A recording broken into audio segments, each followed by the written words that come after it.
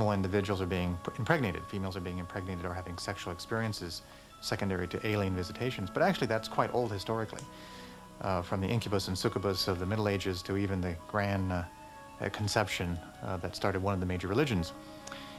The fact that we can stimulate the brain and produce these experiences, sexual experiences, tells us that it's relatively easy to evoke these sensations. So, in essence, by knowing a person's history, the sensitivity of their brain, the context, and the kind of magnetic field, we can generate almost anything we wish. It's a chance for you to take in the most spectacular scenery in the world. On today's program here on the X Zone on 1290 CJBK, we have Dr. Michael Persinger from Laurentian University, who believes that UFOs, miracles, apparitions can all be explained as a figment of our imagination. I don't agree with him, and I know a number of our colleagues. The normal person requires belief. Beliefs are simply ways we organize our world. I mean, the world technically is a myriad of unrelated events that would be panic-evoking to most of us. In many respects, the description of the God for a culture reflects the culture. Anthropologists have told us that for years, that the culture often determines how the God is perceived. As our society has changed, and we no longer have a traditional religious way of looking at the world, and we've become more scientific and technical, it shouldn't surprise us that the God of our culture has become more scientific and technical. And in this instance, the alien intelligence concept becomes a kind of secular equivalence of the old traditional God. But for those involved in these experiences, whatever the explanations may be, they're left trying to reconcile them with the world they live in.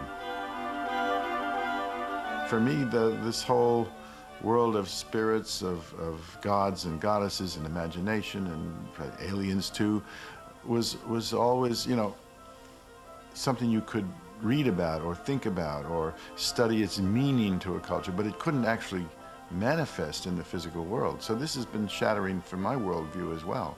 I think in a very subtle way it has broken down, at least intellectually and to a certain degree emotionally, the way I see the world.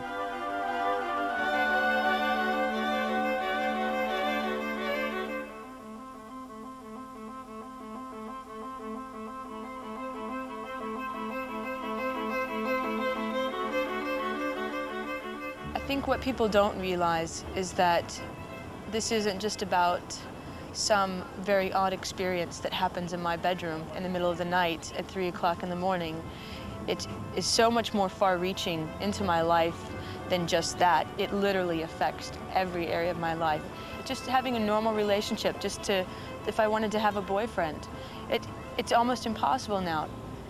You know, how does somebody who's just into having a normal expectation of a life integrate and consider a really intense relationship with somebody who's questioning the nature of how we live every single day? It's painful. I'm ready to go out and buy a good dog and settle down. I get kind of frustrated and then I just kind of sit home with my head in my hands and I get sad and take a deep breath and go, well, there was one more day. The sun's gone down again, and how has the world changed because I'm having these experiences? How do you pull yourself out of a very money-driven sort of society, you know, like America certainly is, and move into a spiritual place, but still stay integrated, still stay sound and grounded? For me, it's impossible right now. It's absolutely impossible, and that painful, because I literally feel either like the deer in the headlights, or I feel like I'm in the middle of the busiest four-way intersection you can imagine, with traffic coming on either side and horns honking, and tears are running down my face, and I'm just confused. You know, what do you do with that? You know, and always there's this sense of time, like time is running out, and you keep going, what do you mean time is running out? And there just seems to be this silence and just this sense of urgency, and so there's always a sense of what can I do, what can I do, how can I help, how can I make it better? I have to just keep getting up every day and put my pint on the counter and pull my beer. And I'm completely lost. I'm completely confused.